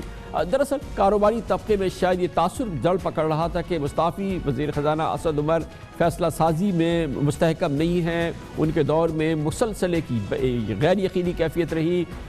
آئی ایم ایف پہ جائیں گے, نہیں جائیں گے, جائیں گے, نہیں جائیں گے, اسٹاک پاکستان کے روپے کی قدر کہاں جا کے رکے گی, پاکستان میں شرح سود کہاں جا کے رکے گی, اور وہ بے یقینی کی کیفیت جو ہے وہ آخر دن تک جاری رہی. اور اب خیال یہ کیا جا رہا ہے, شاید اسٹاک مارکیٹ کا خیال یہ ہے, مارکیٹ پارٹیسپنٹس کا خیال یہ ہے کہ اسد عمر کے جانے کے بعد شاید حالات میں تبدیلی آئے گی. آج ہم نے یہ خبر بھی دی تھی صبح کہ اب وزیر اعظم نے معیشت کی سدھارنے کے لیے ایک مؤثر بورڈ تشکیل دیا ہے. اسٹیبلشڈ ہے, اس میں بینکرز اور ٹیکس ایکسپرٹس اور معیشت کے ماہرین اس میں شامل کیے گئے ہیں. 5 لوگوں کا بورڈ اور یہ اس کو چلائے گا, جس کے بارے میں ہم نے اطلاع آپ کو پچھلے سیگمنٹ میں دی اور سب کا اثر بہت پازیٹیو ہوا ہے. شوکت ترین, جہانگیر ترین وغیرہ اس کے حصہ ہیں. اس کا لگتا یہ ہے کہ مارکیٹ اس کو ویلکم کر رہی ہے, یا کم از کم اس کو ایکسپیکٹیشن ہے کہ اب حالات میں تبدیلی آئے گی. ڈاکٹر حفیظ شیخ کے آنے کے بعد کچھ نہ کچھ بہتری آنے کے آثار جو ہیں وہ لگ رہا ہے کہ مارکیٹ اس کو ایکسپیکٹ کر رہی ہے. ان تمام امور پہ بات کرتے ہیں اور اس کے لیے ہم نے جوائن کیا ہے ممتاز ماہر معیشت سابق مشیر خزانہ ڈاکٹر سلمان شاہ کو. ہمارے ساتھ اسٹوڈیو میں موجود ہیں. بہت بہت شکریہ ڈاکٹر صاحب. جس طرح سے بھی ہوا, بہت ہی ان سیریمونیس جو ہے وہ ایگزٹ ہوا اسد عمر کا, بالکل ٹوٹلی ان ایکسیپٹیبل طریقہ کار تھا. لیکن بہرحال یہ مارکیٹ جو ہے وہ اسد عمر کے ساتھ کبھی کمفرٹیبل نہیں ہوئی. سینٹیمنٹس کبھی ان کے ساتھ جو ہے نا انہوں نے ساتھ نہیں دیا, اور یہی وجہ ہے کہ آج جو کل سے جیسی ہی خبر آئی ہے کچھ آسانی سی فیل کر رہی ہے, کچھ ریلیکسڈ فیل کر رہی ہے مارکیٹ. کیا وجہ ہے آپ کے خیال میں اس کی؟ دیکھیں, جب اسد عمر صاحب آئے تھے اس وقت مارکیٹ جو تھی تقریباً 42,000 کے قریب تھی اور مارکیٹ کی پیک 52,000 ان سے پہلے جو پیک اس نے لیے تقریباً 52,000 کی تھی. تو میرا اس وقت تجزیہ یہ تھا کہ کیونکہ اب ایک نئی گورنمنٹ آئی ہے, نئے چہرے آئے ہیں اور ایک اچھی نارملی الیکشن کے بعد ایکسپیکٹیشن تھی کہ بہت یوفوریا آئے گا, اور وہ میری ایکسپیکٹیشن تھی کہ یہ 60-70 ہزار تک یہ مارکیٹ جائے گی, کیونکہ خاصی انڈر ویلیوڈ مارکیٹ ہے. پاکستان کی پورے ریجن میں بہت انڈر ویلیوڈ مارکیٹ ہے. اس وقت تو میرا خیال 6 ٹائمز ارننگ پہ چل رہی ہے. تو آئی تھاٹ کہ یہ اب نئے جو ہوں گے عمران خان کی ٹیم ہے, there is a lot of positive things happening, اور ایک پورا نیشن ایک قسم کا اکٹھا ہو گیا ہے اور اب اکنامک پالیسیز اچھی آئیں گی, اوپر جائے گا, انویسٹمنٹ آئے گی, وہ ساری چیزیں ہوں گی. لیکن وہ 42,000 سے 36,000 تک وہ نیچے گرا, اور وہ تقریباً 4-5 ہزار. اور آپ نے بالکل صحیح کہا کہ وہ جو کانفیڈنس آنا تھا بزنس کمیونٹی میں, جو انویسٹرز میں, ایون پبلک میں, وہ کانفیڈنس اسد عمر صاحب کنوے نہیں کر سکے, اپنا کو وہ ایکسپلین نہیں کر سکے. یا جو انہوں نے پالیسیز اور اسٹریٹجیز عوام کے سامنے رکھی وہ پیلیٹیبل نہیں تھی, وہ لوگوں کو پسند نہیں آئی. ان کو لگا کہ یہ کچھ, جیسے کہ میں جو لوگ تھے اسٹیک ہولڈرز وہ کہتے تھے کہ اسد عمر جو ہے وہ سوشلسٹک تھنکنگ کا آدمی ہو گیا ہے. انہوں نے آئی تھنک بہت سی ایسی باتیں کی, اور میں نے یہ بھی ایڈوائز بھی کیا تھا گورنمنٹ کو کہ آپ فوکس اس وقت انویسٹمنٹ پہ رکھیں, انویسٹرز کو لے کے آئیں, کیونکہ وہ خاصے ان کو ایکسپیکٹیشنز بھی ہیں, اور وہ اگر انویسٹ کرنا شروع کریں گے تو یہ ہم اکنامک ایشوز جو ہمارے ہیں یہ کم ہوتے جائیں گے, روپیہ چلے گا اس کا اکانومی کا, اور جو جابز ملیں گی لوگوں کو, اور ایک پازیٹیوٹی ہے الیکشن کی, اس کو فائدہ اٹھانا چاہیے. لیکن انفارچونیٹلی وہ اس کا فائدہ نہیں اٹھا سکے. آج جو آپ بات کر رہے ہیں کہ market has responded by going up almost 900 points, تو میرے خیال میں تو اس کو 2-3 پوائنٹ اوپر جانا چاہیے تھا, کیونکہ جتنی آپ نے گراوٹ دیکھی ہے اس کی اگر 1/5 بھی نہیں اس نے ابھی ریکور کیا. ابھی تو صرف یہ تو پلس ہے نا جس پہ کہ ریئیکٹ کیا ہے. اگر یہ جو نئی ٹیم آئی ہے اور یہ مارکیٹ کی ایکسپیکٹیشنز یا جو چیزیں چاہیے سینٹیمنٹس کو بہتر کرنے کے لیے آئیں گی تو ہو سکتا ہے, کیونکہ آپ کی یہ بہت امپورٹنٹ چیز ہے کہ اب جو ہے آپ کی expectations from the new set up is very very important, اور وہ مارکیٹ ہر موو کو دیکھے گی, ہر پالیسی کو دیکھے گی, اور دیکھے گی کہ کیونکہ آج ایک بڑا جو میسج دیا ہے عمران خان نے کہ انہوں نے کہا جی نہیں جی پولیٹیشنز نہیں, میں ایکسپرٹس سے, میں ٹیکنوکریٹ سے, ہر شعبہ جو ہے میں ان سے چلاؤں گا, میں ان کے حوالے کروں گا. جنرل مشرف والا فارمولا بڑا زبردست تھا, اور بالکل وہ اس کو کاپی بھی کرنے کی کوشش کر رہے ہیں. بہت سے پاکستانی ان سے ایگری بھی کرتے ہیں کہ یہ لیکن اس وقت ہمارے ملک میں اگر آپ دیکھیں کہ چھوٹے صنعت کار وہ انویسٹ نہیں کر رہے, میڈیم نہیں کر رہے, بڑے نہیں کر رہے, ایکسپورٹرز میں تھوڑا سا یوفوریا ہے لیکن ان کی ابھی کیپیسٹی نہیں ہے, کیونکہ ایکسپورٹرز کے لیے آپ نے بڑے اچھے کام کیے ہیں, بٹ وہ ایک سوچ رہی ہیں ایکسپینڈ کرنے کا. دوسری جو بازاروں میں جس قسم کی ہونی چاہیے وہ ذرا کم ہے, تو اس ساری چیز کو ایک پازیٹیو سپن دینی بہت ضروری ہے, اور وہ پالیسیز کے تھرو آپ کو دینی پڑے گی. دوسری بات یہ ہے کہ پاکستان کا بے شمار پوٹینشل ہے, ہمارا ان لمیٹڈ پوٹینشل ہے. آپ نے بھی بڑے پروگرام کیے ہیں, کراچی کے ہی آپ دیکھ لیں کہ کتنا پوٹینشل ہے, پورے ملک کا بہت پوٹینشل ہے. سو آپ نے اس کو ہارنس کرنا ہے, آپ نے یہ ساری قوم کو ساتھ لے کے اپنے چلنا. بہت بہت شکریہ ڈاکٹر سلمان شاہ. مگر کل جس انداز سے اسد عمر کو فارغ کیا گیا وزارت خزانہ سے, وزیراعظم عمران خان نے اپنے دیرینہ ساتھی کو جس انداز سے کابینہ سے نکالا, جو ان کے ساتھ ٹریٹمنٹ رہا, خود وزیراعظم کا, خود ان کی پارٹی کا, اس نے بہت ہی ایک تلخ ماحول کو جنم دیا ہے, اور لوگوں کو اس حوالے سے بڑی تکلیف ہوئی ہے, کیونکہ بہرحال اسد عمر ایک انٹیگریٹی والے پولیٹیشین تھے. انہوں نے اپنا ایک بڑا زبردست کارپوریٹ کیریئر کو چھوڑا تھا, عمران خان کو جوائن کیا تھا. کسی بھی انداز سے ان کی انٹیگریٹی پہ شبہ نہیں کیا جا سکتا تھا, ان کی پرفارمنس جیسی بھی رہی ہو. لیکن بہرحال اس پارٹی کا, ان پی ٹی آئی پر ان کا بہت احسان تھا, اور بہت ہی وہ جی جان سے انہوں نے اس پارٹی کو اپنا ٹائم دیا تھا. مگر کل ان کو چند گھنٹوں کے نوٹس پہ نکالا گیا. اسد عمر کو کانوں کان خبر نہیں تھی کہ ان کی رخصتی ہونے والی. ہمارے پروگرام میں آئے تھے اور وہ 1 گھنٹے تک ہمارے ساتھ موجود تھے. اس کے فوراً بعد عمران خان نے ان کو بتایا کہ وہ اب وزارت خزانہ میں ان کو درکار نہیں ہے, جو کہ یقیناً اسد عمر کو خبر, کیونکہ جس انداز سے عمران خان سے ان تک پہنچی وہ بجلی بن کے گری ہے. پھر اس کے بعد جو ان کی پارٹی کا رویہ رہا وہ بھی بہت ہی تکلیف دے رہا تھا, اور کیونکہ پہلے دن جب انہوں نے استعفیٰ دیا, پارٹی کے لوگ میں سے سوائے شاہ محمود قریشی جنہوں نے کہ ان کے لیے ایک بیان جاری کیا تھا, کسی کی بھی کوئی ٹویٹ پہلے دن کسی انداز سے سامنے نہیں آئی تھی. بعد میں 1-2 ٹویٹس, وہ بھی کہ لگی لپٹی والی ٹویٹس تھیں جو کہ سامنے آئیں 1-2, مگر پارٹی مجموعی طور پہ ان سے قطع تعلق رہی, اور ہر لحاظ سے اسد عمر کو کوئی سینڈ آف نہیں دیا گیا, کوئی ان کے لیے چند اچھے لفظ جو ہیں وہ وزیر اعظم نے نہیں بولے. اور یہ ایک بہت ہی ایک عجیب و غریب صورتحال ہے ہمارے کلچر کی کہ ایک شخص جس نے اپنی پوری جی جان لگائی تھی، جس نے کہ اپنا کارپوریٹ کیریئر چھوڑا تھا، اور ایک بہت ہی انٹیگریٹی والا ایک شخص ہے جس نے سیاست کو جوائن کیا تھا، اور اس کے بعد جب وہ جا رہا ہے تو اس کا لیڈر جو ہے اس کو سینڈ آف بھی نہیں دے رہا ہے، کوئی فیئر ویل بھی نہیں ہو رہا ہے، اس کے لیے 4 اچھے لفظ بھی نہیں بول رہا ہے. اسی لیے بہت ہی مشکل صورتحال تھی اور بہت ہی تکلیف دہ صورتحال تھی، کیونکہ جب اسد عمر پریس کانفرنس کے لیے آئے اپنے آخری پریس کانفرنس کے لیے تو وہ ایک بڑی ٹیبل پہ بیٹھے تھے جن کی آس پاس کی کرسیاں خالی تھیں، اور پورا پس منظر جو تھا وہ لوگوں کے ذہن میں گھوم رہا تھا کہ پاکستان میں کسی بھی پوزیشن کا کیا انجام ہو سکتا ہے، اور پھر کوئی اچھی انٹیگریٹی والا اگر سیاستدان بنتا ہے شخص تو اس کے ساتھ at the end of the day کیا ہو سکتا ہے. 18 April 2012 Asad Umar P T I join کر رہے ہیں. مجھے عمران خان صاحب نے کہا کہ اسد پاکستان کو تمہاری ضرورت ہے. ہزاروں خواہشیں ایسی کہ ہر خواہش پہ دم نکلے. 7 سال کا سفر ایسا سفر گزرا ہے جس کے اندر مشکل بھی دیکھی ہے، اچھے وقت بھی دیکھے. میں تو کوئی سازشوں کا حصہ بننے کے لیے نہیں آیا تھا، اگر وہ کر رہا ہے تو ضرور کرے. میرا جو کپتان ہے اس نے مجھ سے کہا کہ جی میں آپ کو اس رول کے اندر دیکھنا چاہتا ہوں. میرے خیال میں وہ مناسب نہیں تھا. مجھے اجازت دیں کہ میں کیبنٹ سے سٹیپ ڈاؤن کر دوں.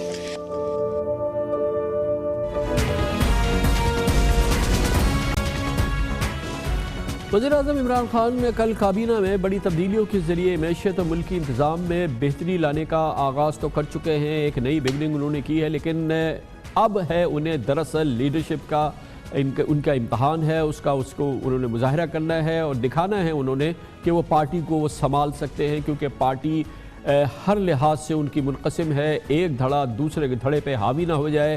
یہ بہرحال عمران خان کو سنبھالنا ہے. یہ بات کسی سے چھپی ہوئی نہیں ہے کہ تحریک انصاف بحیثیت پارٹی جہانگیر ترین کے حامیوں اور ان کے مخالفین میں بٹی ہوئی ہے، اور کئی قسم کے مسائل ہیں جس کا کہ اس وقت اس پارٹی کو سامنا ہے.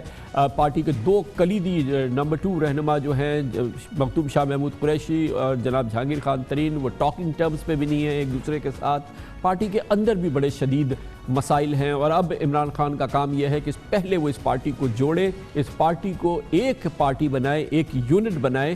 اور اس حوالے سے جو اس وقت اس کیفیت میں جس پارٹی میں یہ جا چکی ہے، یہ پارٹی جس کیفیت میں جا چکی ہے، خاص طور پہ اسد عمر جس انداز سے ناراض ہو کے نکلے ہیں اور اب وہ اسلام آباد سے کراچی آ گئے ہیں، یقیناً اس کے کئی آف شوٹس ہیں جو سامنے آئیں گے.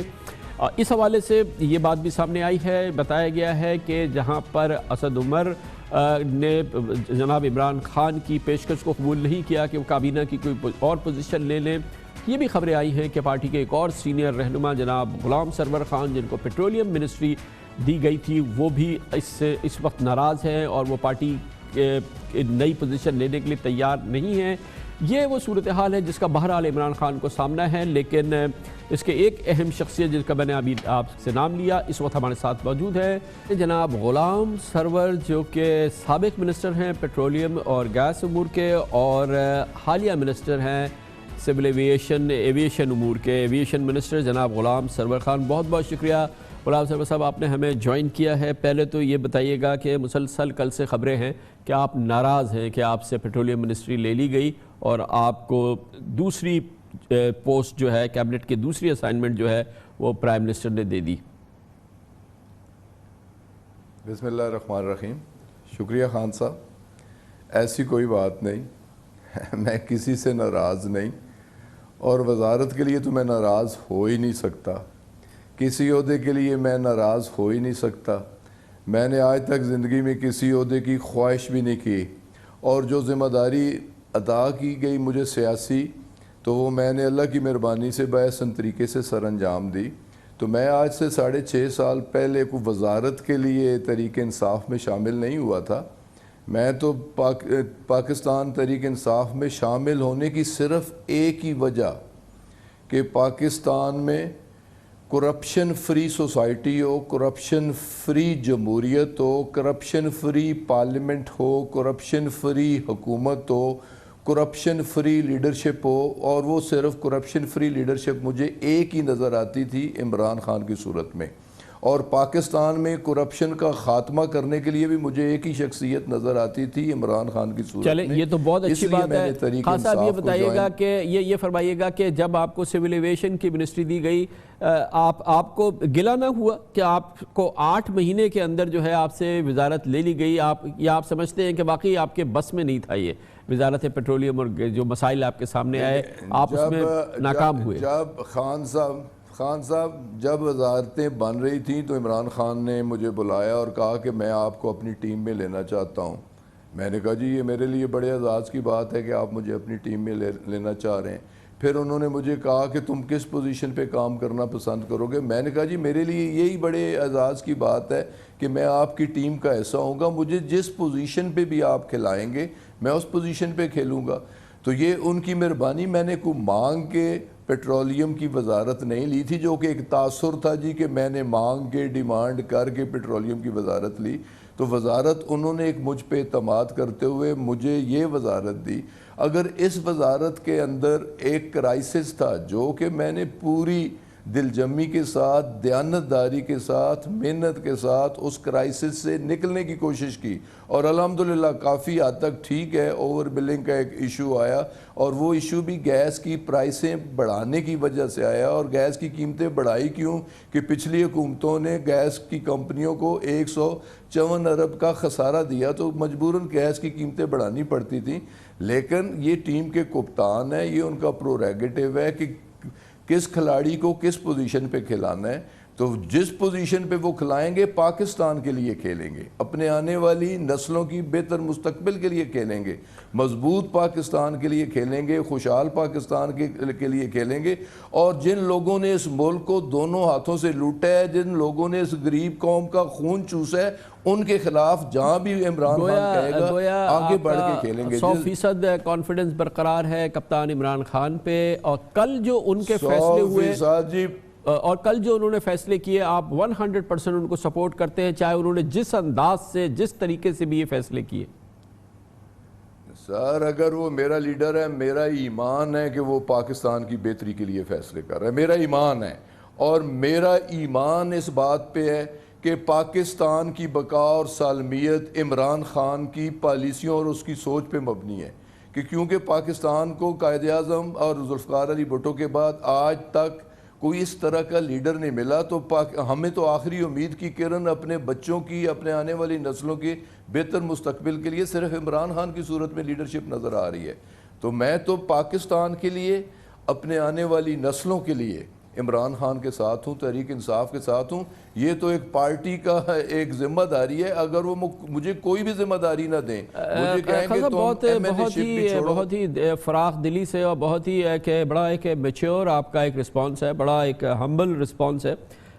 آپ مطمئن ہیں جو آپ نے کہا، آپ نے تو اس کو تہ دل سے قبول کیا ہے، جو اسد عمر صاحب کے ساتھ ہوا ان کو فوری طور پہ تبدیل کر دیا گیا، خان صاحب نے ان کو آفر کی، انہوں نے وہ ایکسیپٹ نہیں کی، کافی دل شکستہ نظر آتے ہیں، کل وہ بڑی تنہائی کا شکار بھی نظر آ رہے تھے، بڑے زبردست آپ کے ساتھی، پارٹی کے ساتھی رہے، جو ان کے ساتھ ہوا ہے آپ کو اس پہ کوئی گلہ تو نہیں ہے، کوئی آپ کو اطمینان ہے؟ اسد عمر کے ساتھ میرے ایک عزت احترام کا رشتہ ہے۔ 2013 کے بائی الیکشن میں آئے تھے تو میں نے اس وقت بھی ان کے الیکشن میں کام کیا تھا ایک کارکن ہونے کے ناطے۔ 2018 کے ان کے انتخابات میں بھی میں نے بڑھ چڑھ کے حصہ لیا۔ ان کی کامیابی میں اللہ تعالیٰ کا کرم تو تھوڑی میری محنت بھی شامل تھی۔ تو مجھے دکھ ہوا ان کے جانے کا، مجھے ضرور کہ اس جیسا ایک شخص، محنتی شخص، ایک کمیٹڈ شخص جس نے اپنی پوری کوشش کی، میں تو سی سی او ای کا بھی ممبر تھا، ای سی سی کا بھی ممبر تھا، اور جس انداز میں وہ محنت کر رہے تھے، میری پورے پارلیمنٹری پارٹی میں، سینٹ میں اور نیشنل اسمبلی میں ان جیسا لیڈر کوئی نہیں تھا۔ لیکن مجھے افسوس ہوا جو انہوں نے پورٹ فولیو سے انکاری کیا۔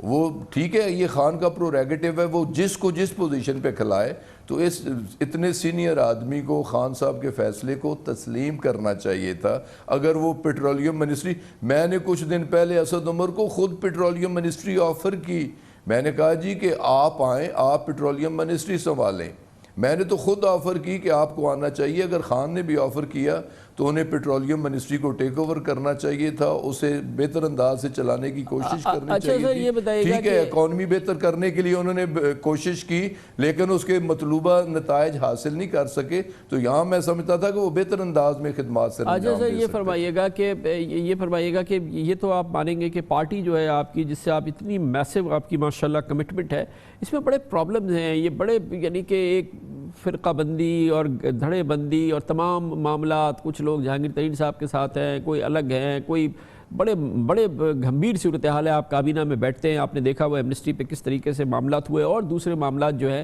یہ کپتان کو جو ہے, جو آپ کے کپتان ہیں اور وزیر اعظم ہیں پاکستان کے, ان کا بڑا امتحان ہے کہ اپنی پارٹی کو تو پہلے جوڑیں, ذرا لگے تو صحیح کہ ایک ٹیم ہے, ایک کوہیسو ٹیم ہے, وہ نظر نہیں آ رہا ہے. خان صاحب, پہلی بات تو یہ میں کلیئر کرنا چاہ رہا ہوں, میں جہانگیر خان کے ساتھ شامل ہوا تھا, ہماری ایک دوستی تھی, عزت احترام کا رشتہ تھا. اس سے پہلے بھی کسی کیبنٹ میں ہم نے اکٹھا کام کیا تھا, 12 لوگوں کا ایک گروپ تھا, میں, جہانگیر خان, اسحاق ترین, اسکندر بوسن, اویس لغاری اور کچھ اور دوست بھی. تو ہم تحریک انصاف میں شامل ہوئے, اور کس لیے شامل ہوئے؟ خوشحال پاکستان کے لیے, مضبوط پاکستان کے لیے, پاکستانیوں کو انصاف دلانے کے لیے, کرپشن فری پاکستان کے لیے. لیڈر ہمارا عمران خان ہے. میرا تو اتنا پختہ یقین ہے, میں پارٹی کے اندر گروپنگ پہ یقین نہیں رکھتا. جو پارٹی کے اندر گروپنگ کرتا ہے وہ پارٹی کی نفی کرتا ہے. دوست میرا جہانگیر ترین نے بھی ہے, احترام مجھے شاہ محمود کا بھی ہے, ہماری پوری دیانتداری کے ساتھ کوشش ہے. لیڈر ہمارا عمران خان ہے. اب زندگی کا مقصد آگے بڑھنے کے لیے پارٹی کو بھی جیل کرنا, پارٹی کو بھی اسٹرینگتھن کرنا, سب کو لے کے ساتھ چلنا, اور جو ہمارا عزم ہے, جو ہم نے ٹارگٹ فکس کر رکھے ہیں, انہیں اچیو کرنا. انشاءاللہ ہم سب مل کے, ہم سب ایک ہیں. یہ تاثر بھی ہم اب زائل کریں گے, یہ تاثر ہم ختم کریں گے کہ پارٹی کے اندر کوئی گروپ ہے. کوئی گروپ نہیں ہے, ہم سب کا لیڈر عمران خان ہے جو ایک نیا پاکستان بنانا چاہتا ہے, اور اس کے لیے ہم سب اس کے ساتھ ہیں. جس پوزیشن پہ وہ کہے گا اس پوزیشن پہ رہ کے گا. بھرپور کمٹمنٹ کا اظہار کر رہے تھے غلام سرور خان, پی ٹی آئی کے ساتھ, عمران خان کے ساتھ, کپتان کے ساتھ. کہتے ہیں جو کپتان کا فیصلہ وہ ماننا چاہیے. گویا کہ کم از کم غلام سرور خان بھرپور انداز میں اپنی تبدیلی میں عمران خان کے ساتھ کھڑے ہیں اور دل و جان سے اس کو تسلیم کر رہے ہیں. لیکن اس کا یہ مطلب نہیں ہے کہ پارٹی میں مسائل نہیں ہیں, شدید مسائل ہیں, دھڑے بندیاں ہیں, اور وہ کس انداز کی ہیں اس پر ہم بات کریں گے. اسلام آباد جائیں گے جہاں پر ہمارے بیورو چیف اور اسلام آباد کے باخبر صحافی خاور گھمن موجود ہیں. بہت بہت شکریہ گھمن صاحب. یہ فرمائیے گا کہ اس وقت جو کل کی ڈرامائی دھماکہ خیز تبدیلیاں عمران خان صاحب نے, پرائم منسٹر نے کی ہیں, اس سے پہلے بھی یہ پارٹی میں کافی شدید مسائل تھے. اب کل کی تبدیلیوں کا کیا اثر ہوا ہے, اور وہ جو پہلے جو دھڑے بندی ہے پارٹی میں جو کہ دراڑیں تھی, کہتے یہ ہیں کہ وہ اور کھل کے سامنے آ گئی ہیں, اس کے کیا آثار ہیں؟ خان صاحب, اس میں تو کوئی شک نہیں ہے کہ شاہ محمود قریشی صاحب اور جہانگیر خان ترین صاحب کے درمیان جو ہے پارٹی کے اندر نہیں آپس میں بن پاتی, وہ ٹاکنگ ٹرمز پہ بھی نہیں ہے. ایک سے زیادہ دفعہ وہ پبلکلی ایک دوسرے کے اوپر وہ کافی تابڑتوڑ حملے بھی کر چکے ہیں. اب سوال یہ ہے کہ کیا شاہ محمود قریشی صاحب کا دڑا اتنا پاورفل ہے کہ کیا جہانگیر خان ترین صاحب کا جو دڑا ہے اس کو وہ وہاں پہ کوئی اچھا مقابلہ دے سکے؟ میں نہیں سمجھتا ایسی کوئی بات. آپ کو یاد ہوگا انہیں ریسنٹلی جب شاہ محمود قریشی صاحب کا ایک کسی ایشو کے اوپر اختلاف ہوا کہ جی آپ پارٹی میٹنگز میں نہ آیا کریں کہ اس کی وجہ سے ہمیں حزب اختلاف والے جو ہیں تنقید کا نشانہ بناتے ہیں, تو فوراً سے پہلے آپ نے دیکھا آدھی درجن کے قریب سٹنگ منسٹر صاحب نے بیانات دینا شروع کر دیے تھے جہانگیر خان ترین کے حق میں. اور جن صاحب کے ساتھ بیٹھ کے شاہ محمود قریشی صاحب نے لاہور میں گورنر چودھری سرور صاحب کے ساتھ پریس کانفرنس کی تھی, ابھی ہم پروگرام کر رہے تھے تو ہمارے پروگرام کے دوران انہوں نے میسج بھجوا دیا تھا تھنک ٹینک پروگرام میں کہ جی میرا اس جو پریس کانفرنس سے لینا دینا کوئی نہیں ہے, یہ شاہ محمود قریشی صاحب کا ایک اپنا ایک ذاتی ایک ویو پوائنٹ ہے اباؤٹ جہانگیر خان ترین صاحب کے. تو میں نہیں سمجھتا کہ وہ اتنی بڑی دراڑیں ہیں جس کی وجہ سے خان صاحب کو پارٹی کو سنبھالنا ایک جگہ پہ اکٹھے رکھنا مشکل ہے. ابھی بھی جہانگیر خان ترین صاحب کا ایک بڑا ویٹ ہے, انفلوئنس ہے, اور بڑا ان کا ایک کلاؤٹ ہے پارٹی کے اندر, اور وہ جو ان کی پوزیشن ہے نمبر 2 ٹو عمران خان, کیا وہ انڈسپیوٹڈ ہے؟ اس کو کوئی ڈسپیوٹ نہیں کرتا, جو کہ سمجھا جاتا ہے کہ بہرحال اپنے ورتھ سے اپنے جو کچھ بھی انہوں نے اس پارٹی کے لیے کیا ہے, عمران خان کے لیے کیا ہے, وہ عمران خان کے نمبر 2 ہیں. کیا یہ تاثر ہے صحیح؟ خان صاحب, یہ تاثر نہ صرف ہے بلکہ یہ اور زیادہ مضبوط ہو گیا. اس کی وجہ یہ ہے کہ ہمارے جو اسد عمر صاحب ہیں وہ پارٹی کے اندر فائنانس منسٹر اور بڑے انڈیپینڈنٹ اٹونومس سمجھے جاتے تھے، اور وہ واحد ایک منسٹر تھے جو انتہائی با اختیار کنسیڈر کیے جاتے تھے، اپنے تمام فیصلے وہ کیا کر رہے تھے۔ اور ظاہر بات ہے جہانگیر خان ترین صاحب کے ساتھ ان کا بھی معاملہ ٹھیک نہیں تھے، وہ شاہ محمود قریشی صاحب کی لائن کو ٹو کیا کرتے تھے۔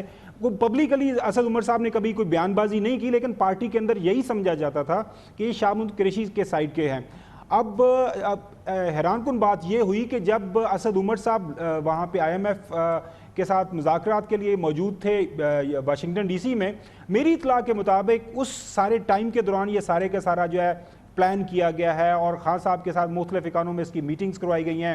جہانگیر خان ترین صاحب ڈرائیونگ فورس اس سارے معاملے کے پیچھے رہے ہیں میری اطلاع کے مطابق، اور خان صاحب کو یہ راضی کیا گیا اور یہ بتایا گیا کہ دیکھیں آن گراؤنڈ ہماری سچویشن بہت زیادہ خراب ہو رہی ہے۔